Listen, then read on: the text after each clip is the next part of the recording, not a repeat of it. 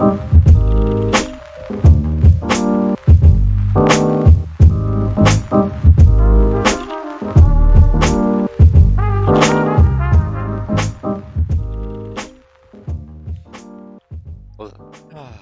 and gentlemen, boys and girls, welcome to the round 14 game review. The Baggers got up 120 against the Suns, 8-13-61. Let me repeat that scoreline for you just one more time. Baggers 18-12, 120 to the Gold Coast Suns, 8-13-61. We are back on the winners board, ladies and gentlemen, and I must say, this is an uncharted territory for the group tonight. I don't know how to feel, and I'm pretty sure none of us have any idea how to feel about this one. So, my name is Amal, and joining me tonight, and as always, we have Andy, George, Carl, and Moose. How are we, gentlemen? All good, brother. Blues are back. Blues are back. The Blues are back. The Blues.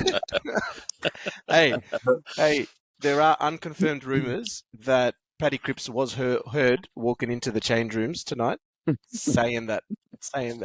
It's unconfirmed. It's unconfirmed, but some people will swear that they heard it. We don't need another meme sent to us about 20,000 times from every opposition fan base, like that one has been circulating for the last 6 weeks. Oh man, what a game! What a game! How do we feel, Mus? How are you feeling? Mate, I'm in shock. Oh, I don't know where to start. What can I say? Well, the intent was there, and they got to work, so got over the line, I guess. Yeah, it's weird. Andy?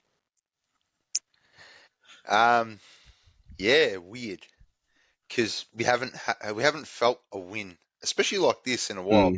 Against like Gold Coast. Look, they're not great. They've been in quite a bit of form.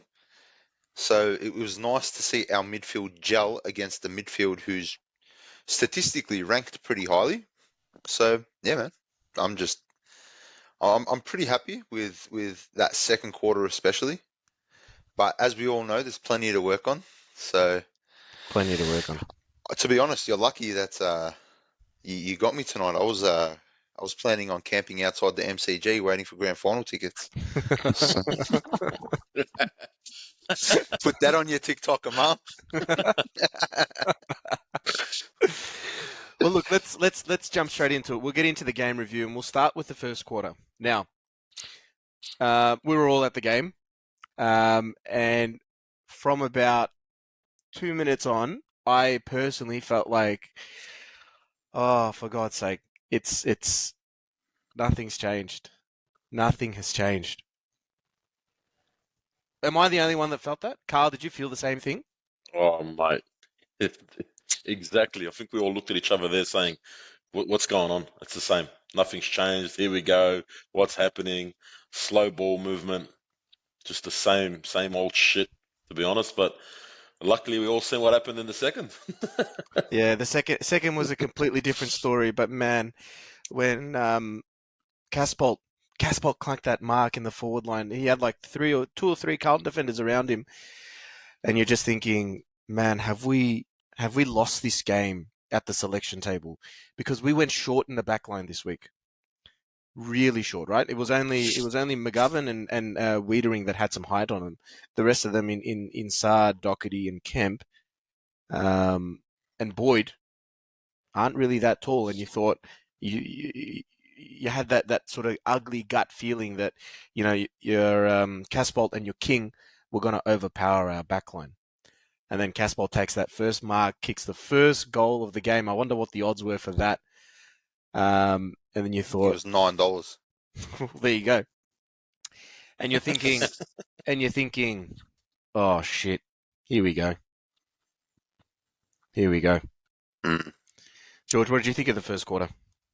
Well, at the selection table as well. Like obviously, if you're dropping Young, which I think that was warranted. Like I think he didn't deserve to play after some of the weak efforts last week, but and Kemp as well. Like although and I said it a few weeks ago on the show, he looks undersized, but he's actually taller than McGovern by a couple of centimeters. But he looks smaller for some reason. I know he's sort of he's got that frame about him. But I thought to myself, you got King, you got Casbolt, had the makings of Casbolt, running amok on our back line, and then you have got supercalifragilisticexpialidocious in the forward line as well.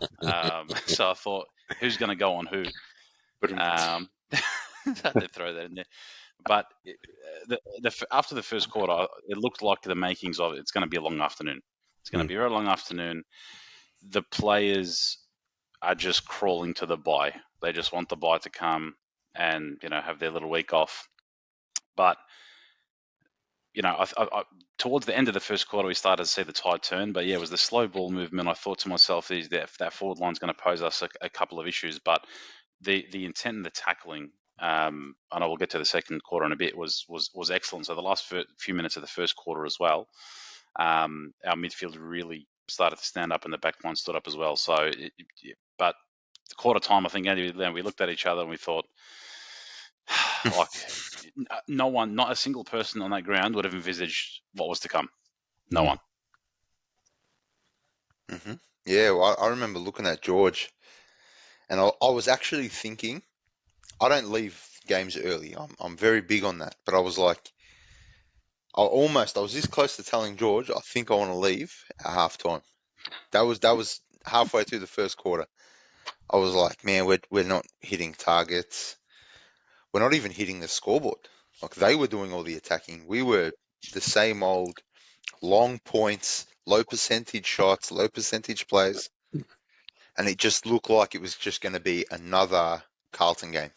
And second to every footy, like I saw some players like just stride into a jog, then a sprint, rather than going off the mark. Like, and there were some efforts that were like, oh, hold on, like, have these blokes turned up today? So, I was worried they were going to rock up to Marvel, not MCG. So. Yeah, and that was evident in the second goal that Gold Coast kicked, which was the snap just in the pocket. There was 3 or 4 Carlton players surrounding whoever it was that kicked the goal, but they gave him that much time and space to be able to, slot that. It was seriously concerning. Seriously concerning. And then the nightmare ended. And the second quarter came to life. And then it was like, it was that switch that we've been waiting for the last 7-8 weeks to click, and it happened. Mus, what was the feeling then for you? I looked over at Carl in total shock, and we sort of froze for a bit, and just sort of looked back at the ground and looked at him again, and there was Carlton supporters up and about. It was weird, but very surreal. Amal, looked at old mate John next to us. He said to us at quarter time, yeah, it was so weird. He said 10-goal quarter, and I don't think we were far off at quarter time, and yeah, it's like you say, it clicked, and things started happening, and it wasn't like they said, all right, let's just start kicking through the middle. Things just started moving. The ball started coming out of the centre clearances. Peter Nate started getting some tap outs. They started reading the ball a bit better. They started gelling, moving. The likes of your Fogartys and your Cunners sort of came into the game. It was good. They moved the ball well. They took risks. They didn't always come off, but when they didn't come off, we still got the ball and the tackles. For me, it was just the tackles. You sort of started seeing it towards the end of the first quarter, the tail end of the first quarter, but mate, the intent was there. They got the hard ball, and the rest sort of just, Gold Coast. Let's not get ahead of ourselves, but it was a different Carlton. And to me, the biggest standout for that is probably confidence. They got the 1 goal, they got the 2, and I'd look over and go, wow, things were coming off. They were taking risks. They were up and about. They weren't dragging their feet, and it was the whole way through the ground. You could see it. The first time, we've been talking about Weeders doing a lot. Yes, he's been doing a lot the last few weeks, but there was many a times where I'd see him actually pushing up, dragging back, calling guys back, forward, the likes of your Dohertys, and I don't want to call it now, but the leadership on the ground was there. You could see it. So that's my big takeaway. Yeah, I reckon Young should never play again. I'm just going to put it out there. Wiedering looks a lot better. He just looks like the man back there Comfortable. when Young's not in. He, for the first time all year, and again, Gold Coast, so we need to just, settle down. But like you said, Moose, he was pointing in directions. He was pulling people up. He was grabbing teammates. That's all we've wanted. That's all we've wanted. And if it took a bloke to stick his head over the rail and to yell obscenities at him, and if it took hundreds of supporters to curse over the last week and to be called names for doing so, myself included, so be it. If this is the result we're going to get, I'll do it every day. I will call Michael Voss right now and just yell at him if it guarantees that we're going to play decent footy. Again, just Gold Coast. And we can't forgive what they've put up the last 2 months. I will never forgive them for the last 2 months. And I think the most important thing now is what comes next. It's all good and well to do it once, but we've got the bye, and then we've got Hawthorn, and then we've got some winnable games. So what comes next is more important than what just happened, because it'll just erase what just happened if it's trash. Yeah. So I'm still very on the fence about everything. Yeah. Going back to the to the backline there, and you look at the inclusions and the exclusions. Have we found the right backline for Carlton? I think it's gelled fantastically. To Andy's point with Young, probably won't go as harsh on him about never playing again, but I think he is definitely depth. That's it. He's depth now, and he has to earn his spot. Kemp, in the limited time that he's been playing, the limited games that he actually played, the composure, the intercept marking. He is now, I think when I checked it before, was seventh in the AFL for average intercept marks per game. He's played what, like 4 or 5 games, I think he has. So he's better than Darcy Moore. He's Puts it all over that dog. Hold your horses now. Collingwood. Look, his first quarter, I thought, it was a bit shaky, and he was, a bit attack minded, and he was getting caught out. But mate, as the game went on, he was very composed. The intercept marking was fantastic. Chincotta's run off halfback, Boyd's run off halfback. I said to him before the game, I really hope we use him like a side role where he, he's that link up play and he runs off halfback, releases Doherty a bit more. Wiedering plays better. McGovern, a couple of shaky kicks here and there, but he done his job for the afternoon as well. So I think that mix. I mean, look, you got Zach Williams on, obviously when he comes back from injury. Newman is like a steadier, like he's not not the fastest bloke. He's not the most, he's not going to slice you up, but he's like a steadier in defence. You know what I mean? So it was good to have him back there as well. So I think that what we're working with now is a good sort of, back six. I think we actually named 8 defenders in the squad this week. So they've done well. Love Chincotta's run of halfback. Love the run of Boyd. Love the run of Sard. We finally started using it more. We played on every single opportunity starting from the halfback. A lot of those really over the top, high looping handballs to try and get over the top as well. Took risks, and we went through the middle a lot. So how many times do we try to use Blake Acres on the wing every for the last 6 weeks? Always go to Acres on the wing. We're really trying to take risks through the middle, which started from the back line. So big yes from me. Yeah, and it wasn't just Sard. It was, like you said, it wasn't just Sard. It was Boyd. It was Kemp. It was Chincotta.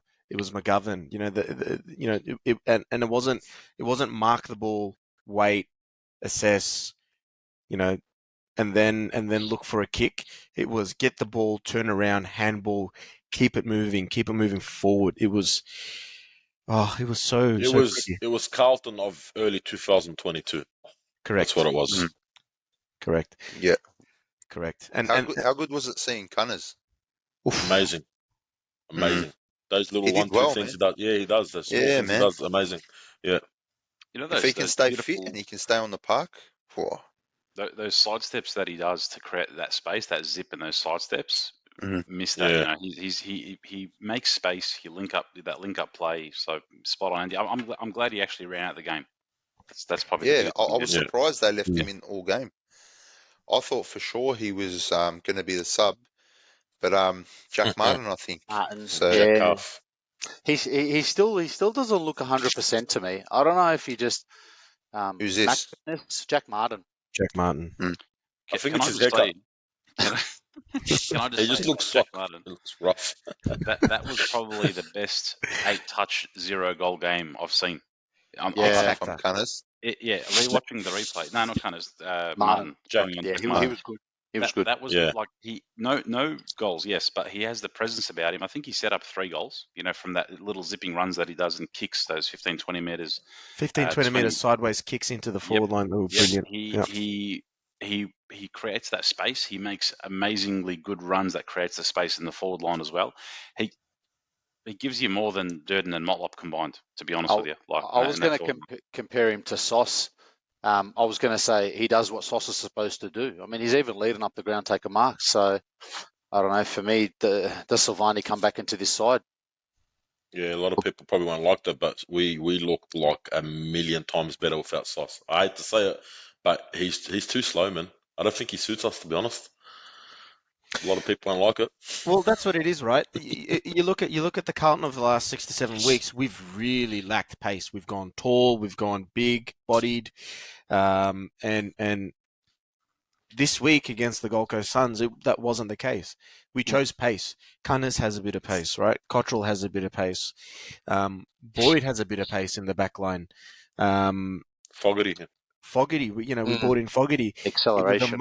It was a much quicker Carlton, and it paid off in droves. We had a 9-goal quarter. Well, Can we talk about Dow? Can we talk about Dow getting Brownlow votes from one quarter? How good was he?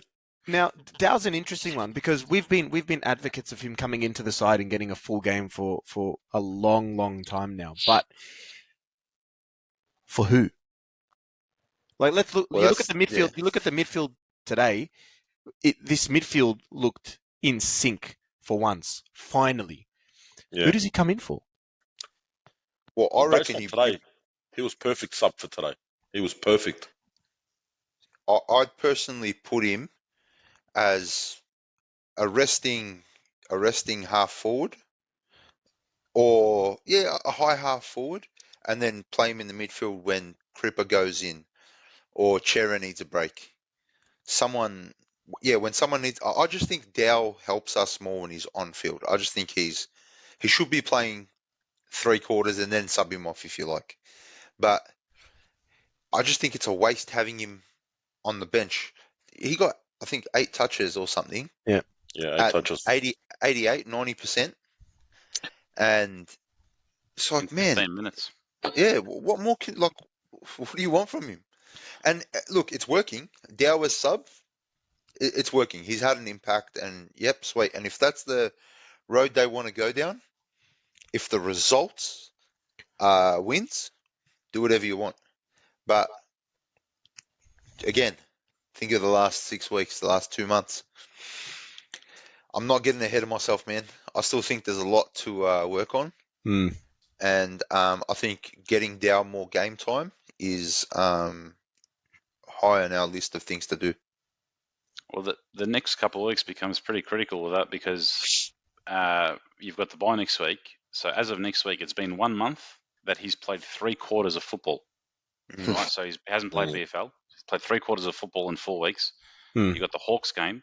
The way I look at it is that Kennedy and Hewitt are probably the main 2 that are keeping him out.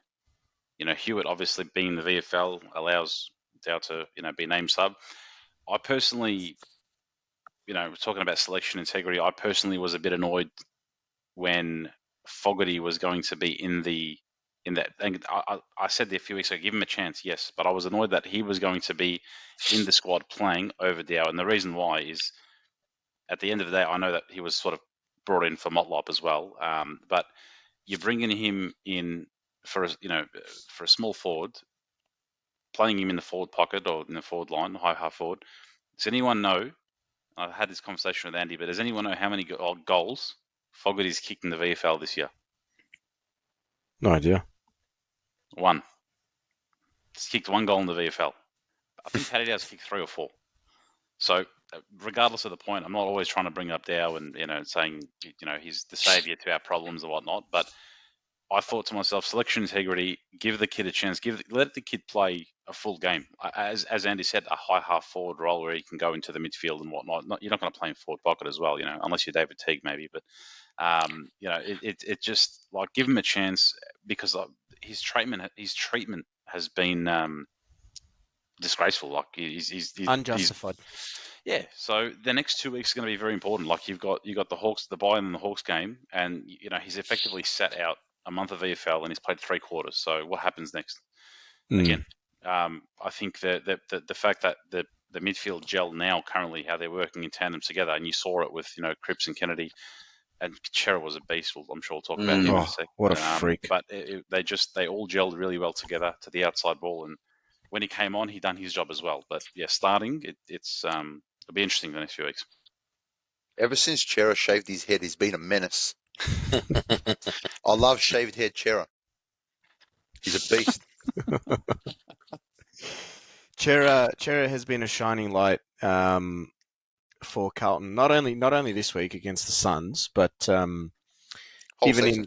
yeah, pretty much. I think he'll win. I reckon he's leading our BNF. 100%. He He's would a be. shoo-in. He's a shoo-in at this They stage. would be. He's absolutely a shoo-in. Yeah. The second quarter was pretty much exactly what we saw for the third and the fourth. Now, Gold Coast pegged a few goals back, but we were able to nullify whatever goals they kicked with a couple of our own. So, aside from the first quarter, which was the Carlton of the last 2 months, the second, third, and fourth quarter were very, very good to watch. Our small forwards were doing what small forwards should be doing. Our tall forwards were doing what tall forwards should be doing. Our midfield were strong. We were bullying their midfield after the first quarter. And our backline set up pretty much every single goal with fast ball movement through the corridor. It was beautiful. It's what we've all been asking for so goddamn long. Just fast ball movement, take more risks, and surprise, it paid off with a win. And not just any type of win. This was a 10-goal win against a side that was also pushing for finals, and we absolutely demolished them. But it is only the Gold Coast Suns, right? And we've still been absolutely pathetic for the last 8 weeks. Now, I know it's a win, right? It's good. It feels good to get a win. It feels good to be on the right side of things after 8 long weeks. But how excited should we really be getting, Andy? Not at all. Not at all. We should be very angry. Like I'm angrier because this is what we know they're capable of. Where was this? Where is it? And you're going to get people going on Facebook on their little keyboards. They're going to be like, "Oh, where are all the Cripps haters now?" Bro, he had one game. He played one game. If he plays the rest of the season like this, I'll put my hand up and say I was wrong. For now, I'm standing and dying on this hill. I think Cripps has had a shocking year. I think he's mentally checked out. And I don't think this win means anything. Like, I mean, it could. This could be the trigger that, the same thing we said after the West Coast game. I'm just not getting sucked in. I refuse to get sucked in by this club again. It happens too often, and I'm sick of being lied to by the club, and I'm sick of just getting my heart broken. So we'll just wait and see. I'm a wait and see person. I'm not getting excited over this at all. Carl, are you on the same page as Andy here? Yeah, look, it is only Gold Coast. Just quickly, I want to go back to that second quarter, that blitz we had. Today we kicked 12 goals straight, unanswered. That was the first time we've done that in 25 years. 25 years. Was it 12 goals? 12 we unanswered kicked 12. goals. First time in 25 years since we've done that. But yeah, back to what Andy was saying. Look, it was only Gold Coast. Like, we ran amok, yes, but until we do it against someone good, let's be real. It's not a thing. I mean, you Like take the the season's win. done. Yeah. The season's still done. Yeah. Unless we go on a really great run and then things fall our way with other games, then it's a wasted season. So there's no point. Like, I don't know, man. I just think people should just remember the last 2 months and what this club put out, and not forgive straight away. They got to earn that back. We don't just, let's just forget the last 2 months of rubbish football they've played. Nah, let's just, calm down. It was a good win, great win. It's a great win. But again, Gold Coast at the MCG. Would we have done that against Gold Coast up there? I don't think so. Would we have done that against Gold Coast at Marvel? Absolutely not. So yeah, I'm still very tentative with everything. I'm not That as was excited as some people. I think Gold Coast's first game at the G in the last 12 months. So they haven't played there There very rarely. there was no pressure from them, right? So I'm Yeah. definitely not getting carried away because our players did what they wanted. There was no Yeah. pressure until That's right. we go up against the side. I'm sure Hawthorn will bring the heat because they've been playing very well. But until we go up against a side that actually brings the pressure, definitely not getting ahead of myself. And to Andy's point, yeah, there'll be people that are saying, where's all the haters that were there last week, especially for Cripps and the team, mate? Absolutely, not a single sane supporter can deny that the last 4 to 6 weeks of criticism hasn't been warranted. It absolutely has, because we had a great game today, and of course when you're kicking straight, the scoreboard looks really nice, and there's confidence, and then there's momentum. But let's just settle, relax, go into the bye, and the main thing is how we, as Andy said, wait and see what happens, because this club forever has had a loser mentality Oh, why'd you win? Finish in the bottom four, get a good draft pick, Harley Reid Cup, all that kind of stuff. We've had that loser mentality. There's things that can be salvaged from this season. There's things that can be salvaged for the rest, the next 8 or 9 weeks that you can go into next season. So it's how they respond, how they implement, and what we actually do. Hopefully, get a couple of scalps. Get on a bit of a run again. Wait and see. Just as Andy said, I'm not getting ahead of myself because we played against a team that has zero pressure today, gave us zero pressure. But it's going to be a very few interesting weeks to see if we can actually maintain it. And glad that most importantly for me, the handbrake was off. We had 7 multiple goal kickers and no passengers. That was what I was most proud of today.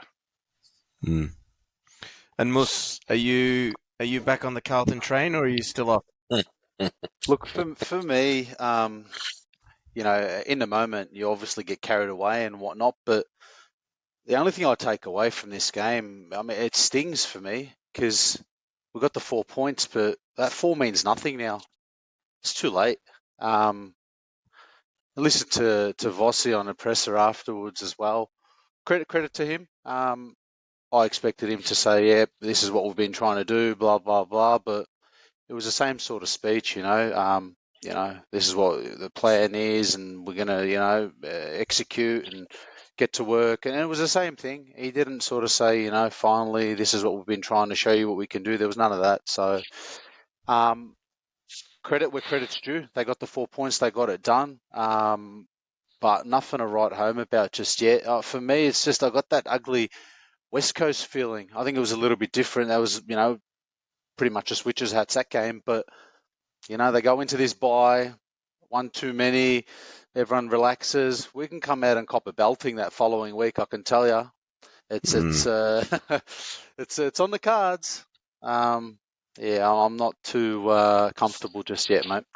Yeah, let's look at our draw after the bye, because look, like everyone else here, I'm not jumping on the optimism train just yet, but there's nothing stopping Carlton from going on a run like Port Adelaide if we continue to put out this sort of effort and intensity and risk taking in the remaining games. Now, we've got Hawks at the G on the 2nd of July.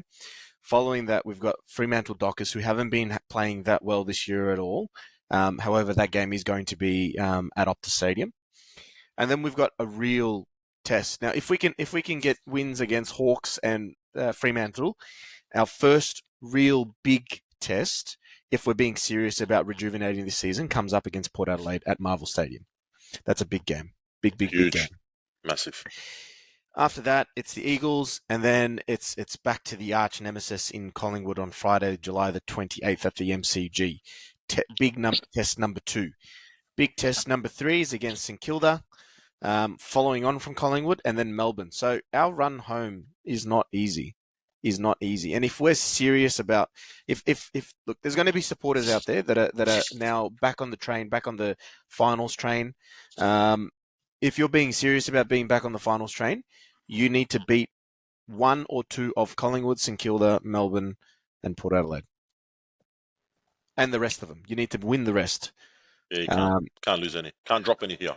Correct. And after Melbourne, it's Gold Coast Suns in Gold Coast, and then GWS in Marvel to finish off the home and away season. So Not an easy run at all. it's not an easy run at all. And you know, we go back to the West Coast game, and we know everyone was excited. Yes, this is what we need. We need to continue with this, and we didn't.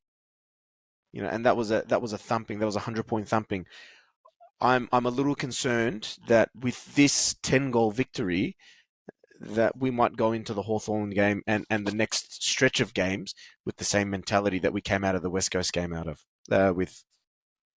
But let's see. Now, as far as player criticism is concerned, and the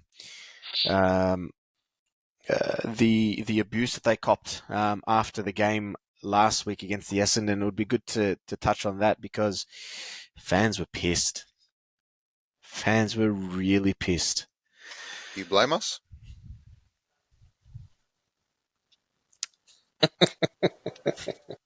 No I'll arguments do here. it again. I'll do it again, mate. Oh. I received a lot of messages saying that I was maybe being a bit too harsh, and maybe I was being a bit overzealous with my criticism. And to that I say, I don't care. That's how I feel. I don't care how you feel. I don't care if I hurt your feelings. I don't care if I hurt the players' feelings. The players are on $1 million a year, man. They'll be all right. But the audacity of people to turn around and say, you got to support the team no matter what. Yeah, we support the team. We rocked up today when only 29,000 other people did. Where were you? The same people that are telling you, oh, no, you got to support them through thick and thin. Where were they? They weren't there at the game. They were giving away their tickets on Facebook. Exactly, they were giving away their tickets on for Facebook. free. So don't sit there and on your high horses and say, oh, you know, abusing players and being negative is no good. Well, neither's not rocking up to a game. So I don't know. I'm happy to be the guy. I'll be the bad guy. That no worries to me. But I'm still going to rock up and support the boys every single week. So maybe I'm in the right a bit also to feel this way.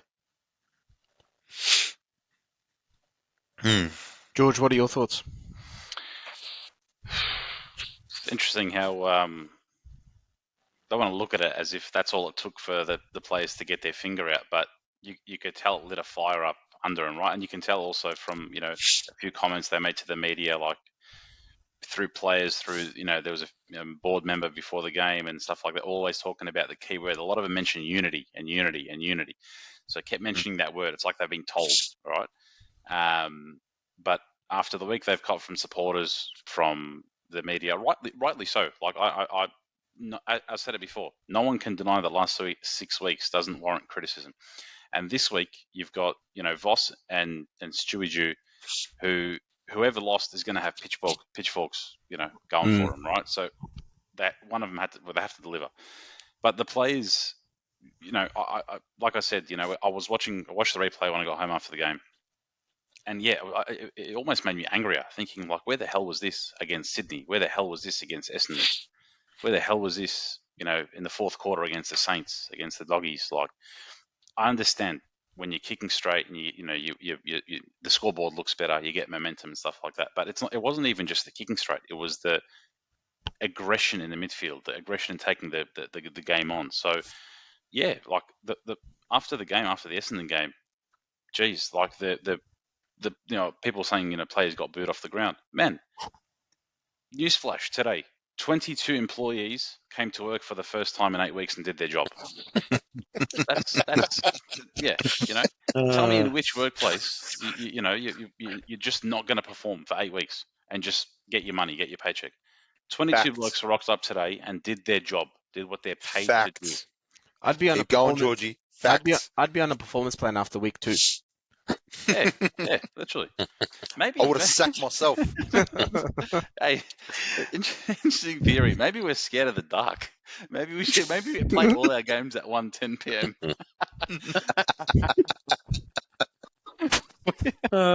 We lost the Essendon game at night. We lost the Sydney game at night. The Doggies game at night.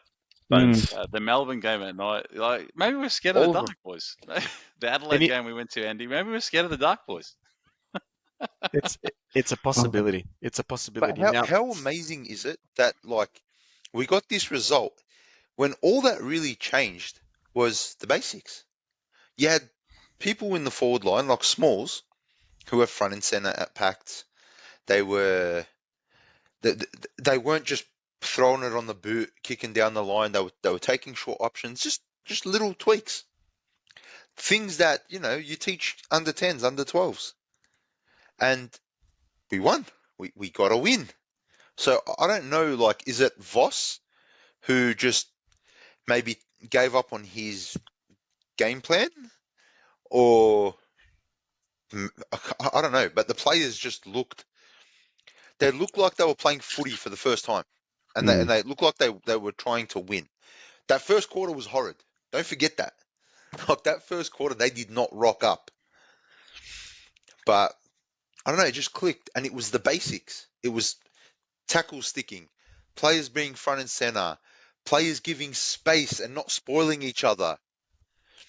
The one thing that I think we need to work on, I think defensively, is we leak too many easy, unnecessary goals. Just by making small mistakes. I think we need to tighten that up a bit because it happens too often. So that's something to think about as well.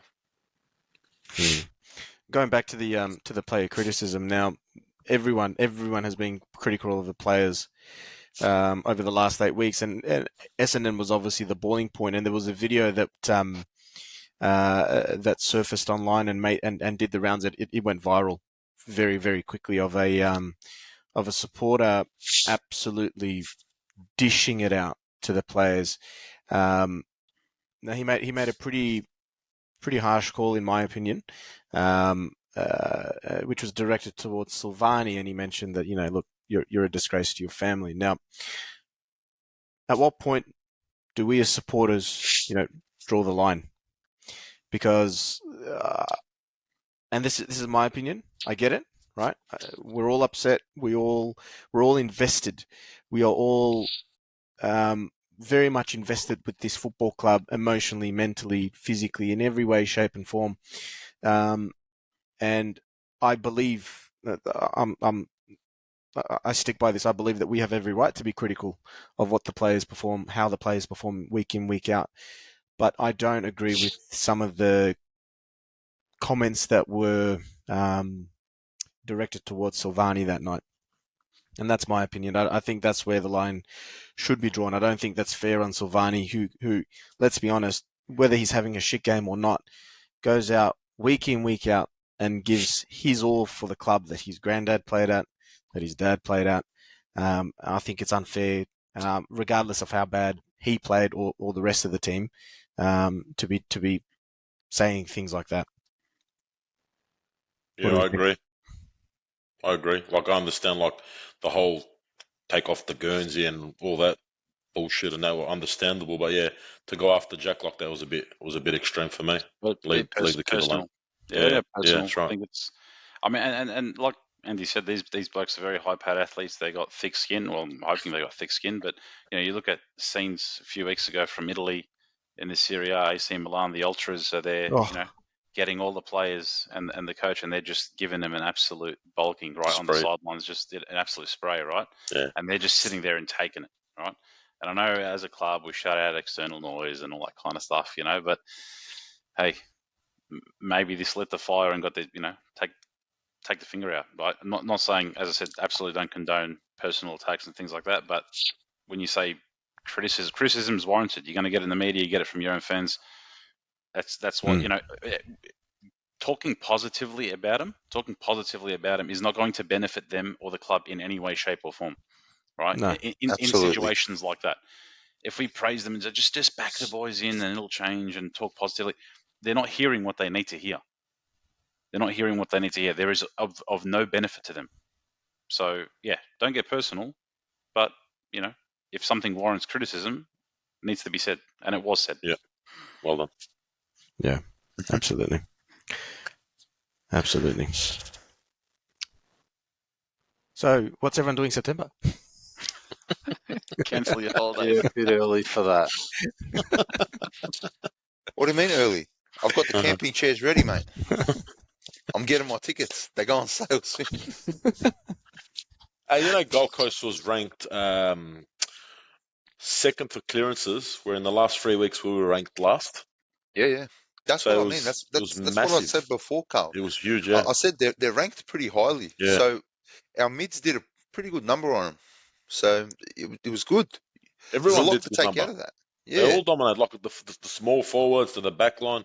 Everyone just did their job today. Yeah. Broke Speaking- the record for scores from centre clearances. I think we broke that record. Yeah, yep. Wow. I'm pretty sure we did. Yeah, just in the second quarter alone, we had 5 and 1 out of from center clearances, and I think the average for a game is 1 from center clearance. Oh, well. 1 goal wow. from center clearance, and we did it. Nice. We had 5 in the second quarter alone. Don't quote me on that, but I think that's what I heard when I was watching the replay. So where does this leave Fisher? It's not just Fisher. Hewitt was out as well. He was sitting behind me with Lewis Young, with Ollie Hollins. I think Philp was there as well. I actually got a photo with Ed Kerno today. That was pretty cool.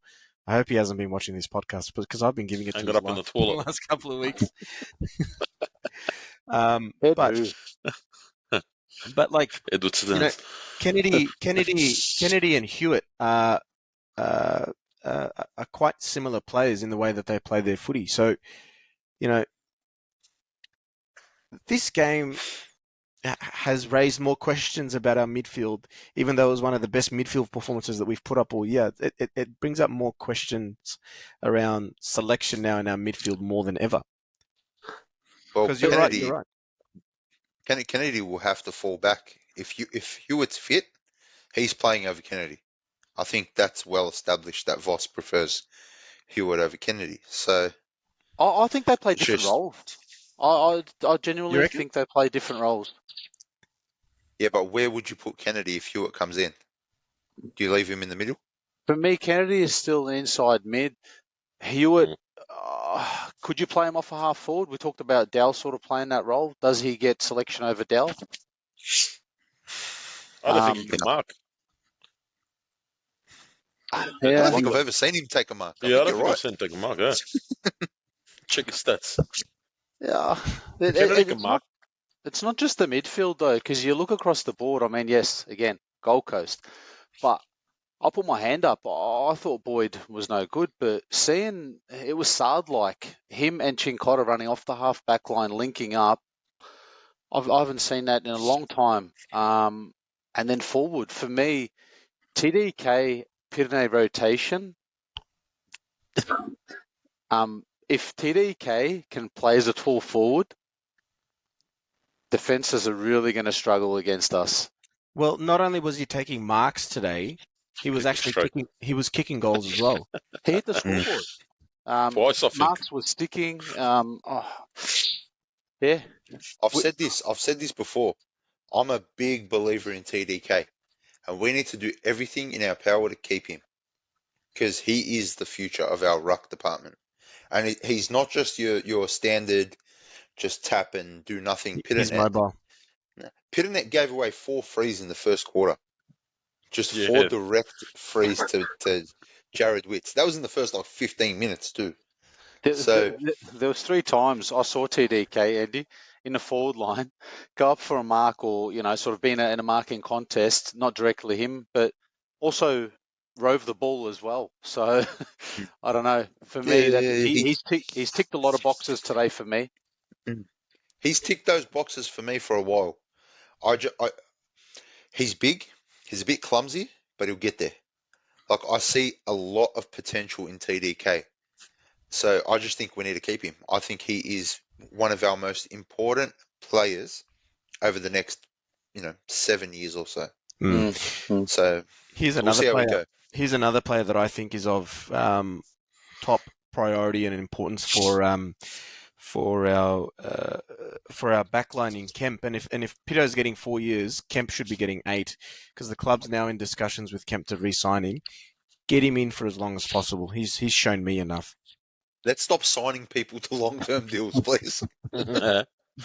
If you're gonna sign what's his name, Pito, for 4 years, sign Kemp for 10, 15. Yeah, I just think we need to stop signing people, please. Just let's stop signing people.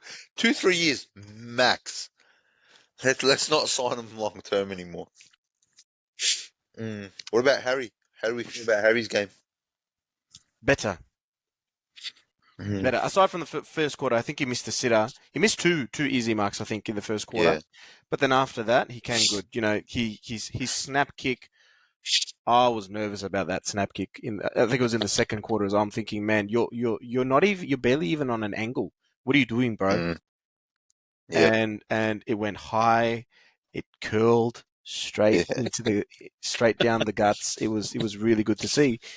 I'm not jumping on the Harry train. I'm not jumping on the Carlton train just yet. But it was good to see.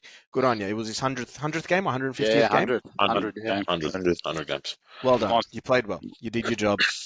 You kicked 3 goals. Good on you.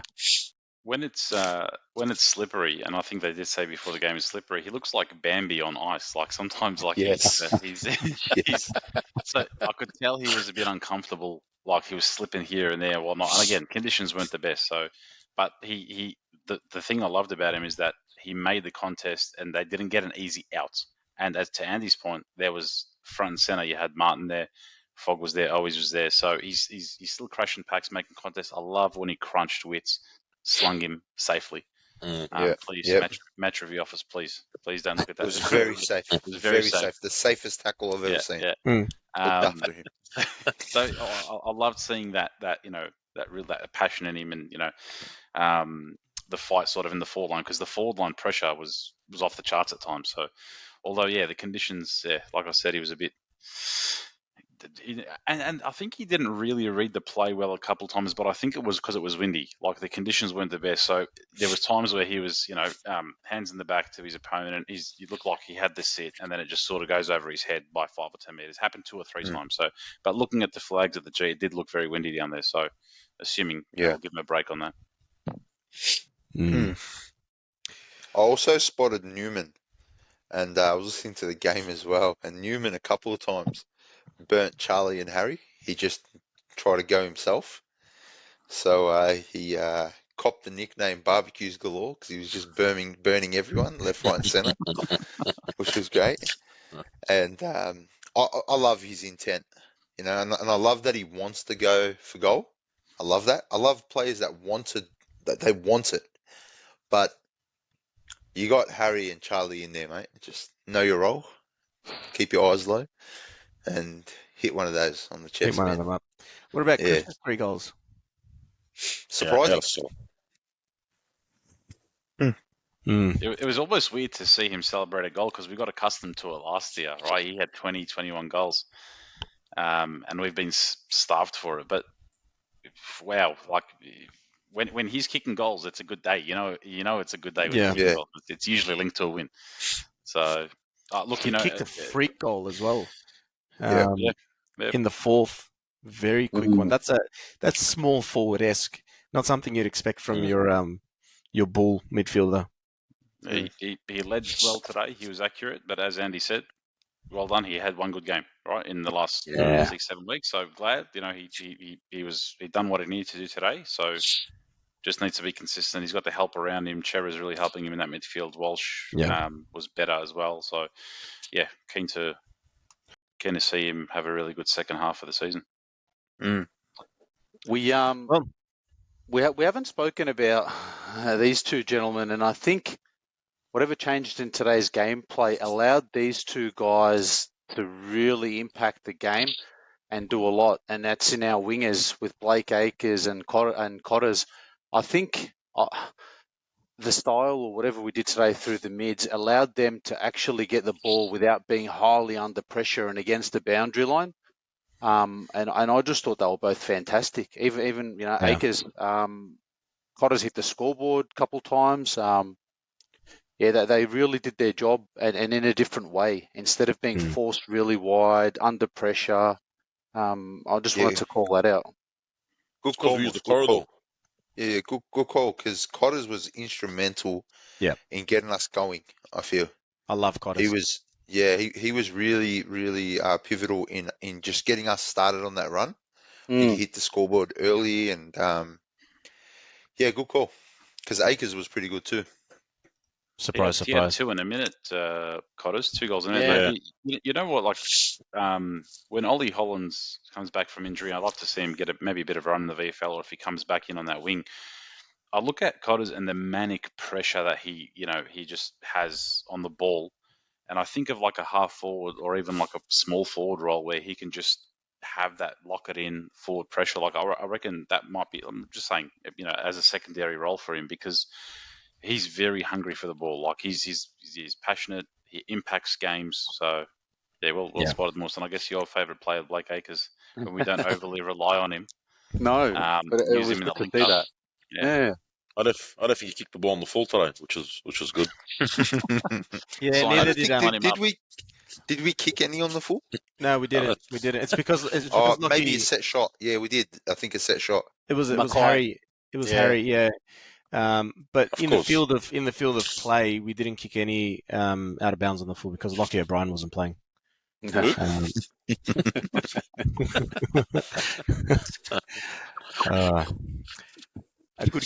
A good game, but I don't think anyone here at the Monday Blues is getting too excited about today.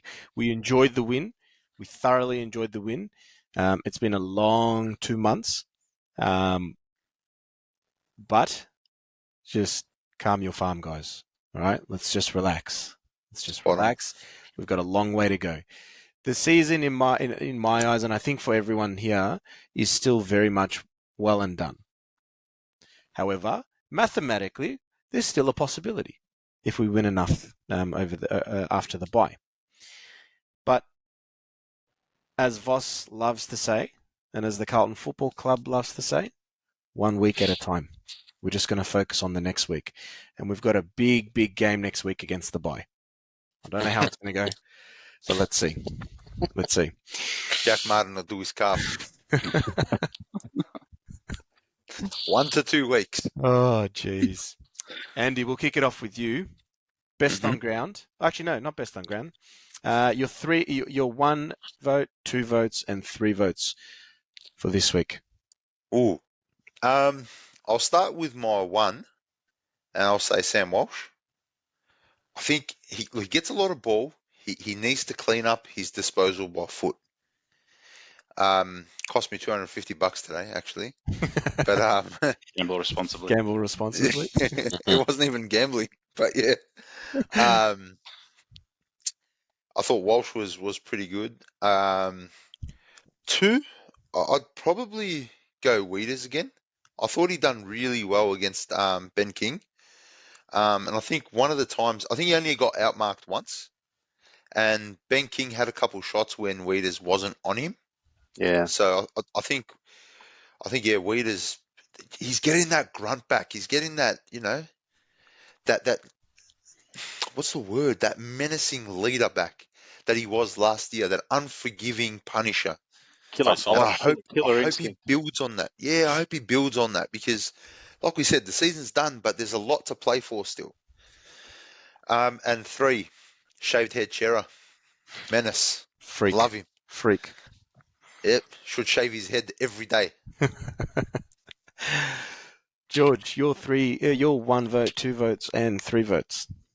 One, I'll go to Cripps. I think, he after obviously the criticism and whatnot, he stepped up, he led, he was accurate. 3 goals. Hey, if Cripps has whatever he had, 27, 28 touches and 3 goals, it's a great day out. So he did what he needed to do, led the boys.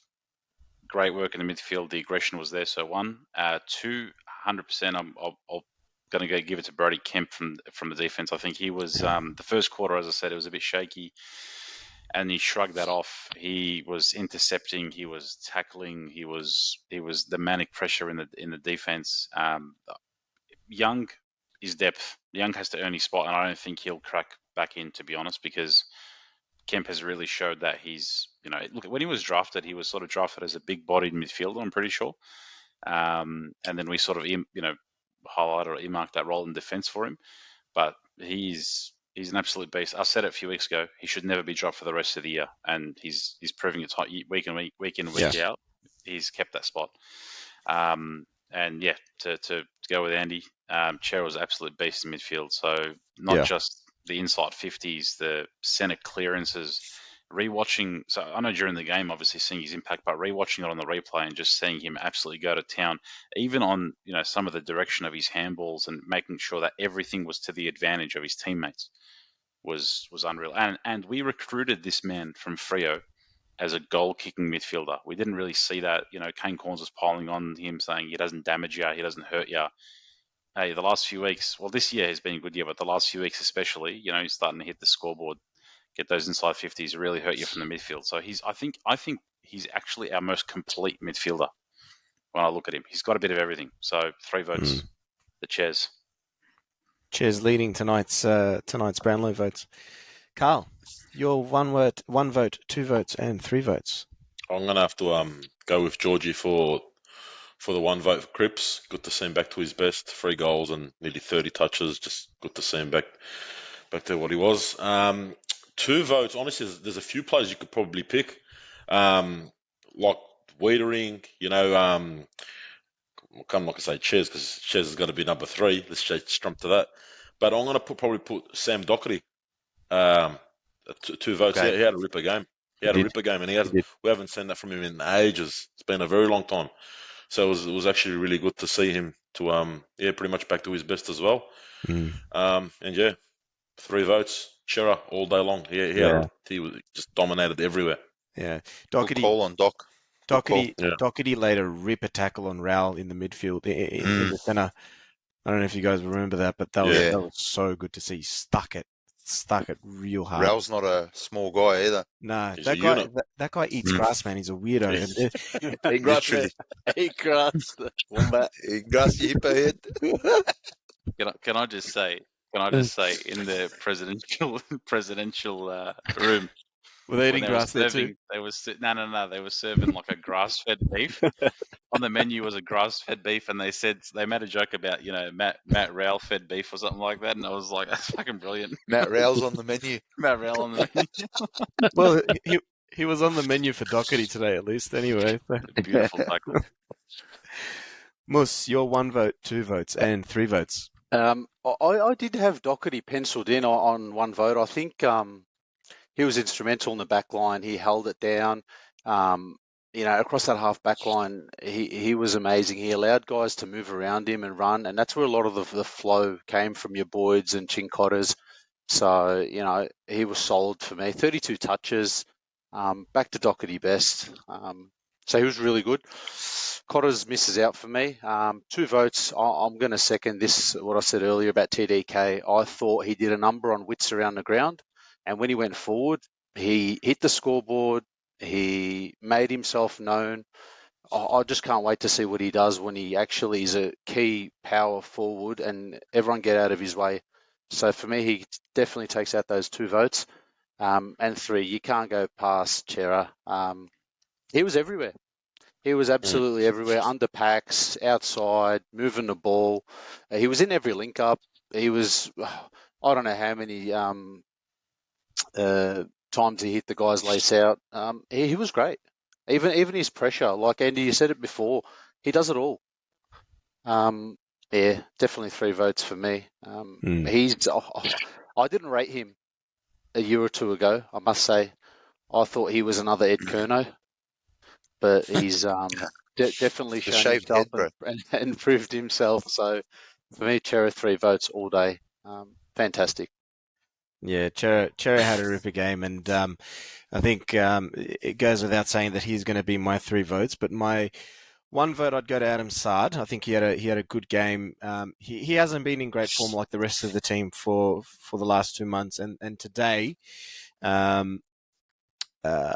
today it was a very, very different story. He did a lot of what is expected of him. But more so, there was a lot of 1%ers that he did today that saved a goal or created a goal, which was really, really nice to see. So my 1 vote to Adam Sard, well done. Very, very happy with him with his performance today. My 2 votes,